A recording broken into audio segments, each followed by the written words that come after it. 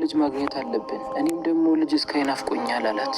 ሐሊማም እኔ መውለድ ስለማልችል ነው በእኔ ላይ ሌላን የደረብከው?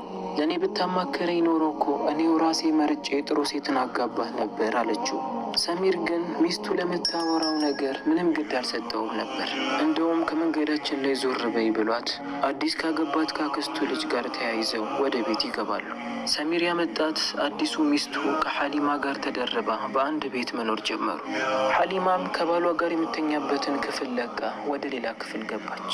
ሰሚር አሁን ልጅን አገኛለሁ በሚል ተስፋና እናቴን አስደስታለሁ በሚል ጥሩ ግንዛቤና አስተሳሰብ ነበረው። በዚህም ከአዲሱ ሚስቱ ጋር ጥሩ ጊዜን ያሳልፋል። ከእሷ ጋር ይጫወታል፣ ይሳሳቃል። የመጀመሪያ ሚስቱን ሐሊማን ግን እየረሳት ይመጣል። እንደውም ሐሊማ የቤቱ ሰራተኛ ትመስል ነበር። ምግብን እያዘጋጀችላቸው፣ ልብሳቸው ሲቆሽሽ እያጠበች፣ ቤቱን እያጸዳች የእሱ ሚስት ሳይሆን የእሱ ሰራተኛ ሆነች። የተወሰኑ ወራትም አለፉ።